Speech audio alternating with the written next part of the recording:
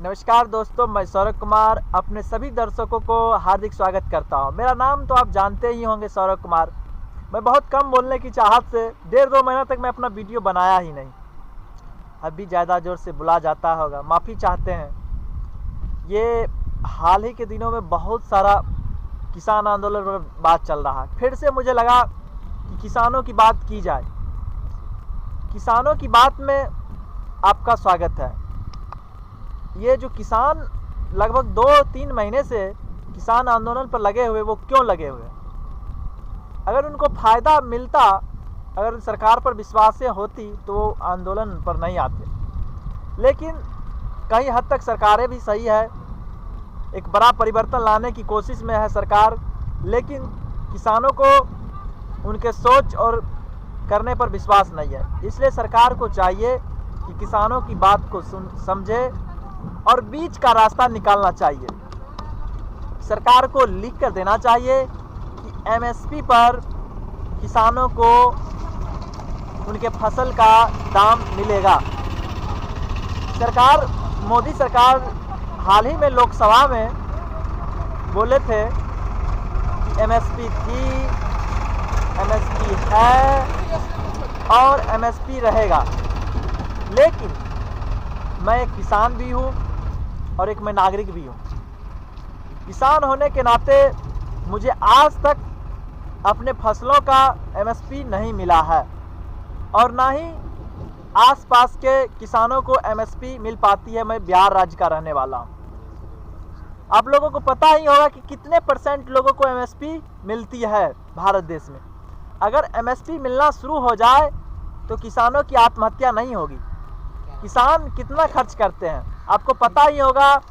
एक फसल बोने से लेकर फसल की कटाई तक क्या क्या करते हैं, तब जाकर वो एक अच्छा फसल दे पाते हैं। कभी वर्षा ज़्यादा हो जाती है तो फसल बर्बाद, कभी धूप निकली, धूप ज़्यादा हो गया तो फसल बर्बाद, कभी पशु पक्षी फसल बर्बाद कर दिए तो कभी जानवर फसल बर्बाद कर देते हैं, कभी कभी व्यक्ति भी फसल को बर्बाद कर देते हैं। और सरकार अगर सच में किसान की हित चाहती है तो किसान बस एक ही चीज़ कर दे कि किसानों को एमएसपी पर फसल बिकने लगे और उनको अगर उससे कम दाम पर कोई भी, चाहे वो प्राइवेट कंपनी हो चाहे वो सरकारी कंपनी हो, खरीदती है तो सीधे उसे कड़ी से कड़ी सज़ा मिलनी चाहिए। तभी जाकर किसानों की सही स्थिति हो सकती है। सच तो यह है, आज तक किसानों का कोई नहीं हुआ है, चाहे वो पंडित जवाहरलाल नेहरू से लेकर अब तक कोई भी प्रधानमंत्री हो। नहीं तो किसानों की स्थिति आज ऐसी नहीं होती। किसानों की जो आय है आज़ादी से अब तक लगभग 20 गुना ज़्यादा बढ़ी है। लेकिन जो है, एक नौकरी वाले को, एक बिजनेसमैन को लगभग 200 गुना से ज़्यादा उनकी आय बढ़ी है।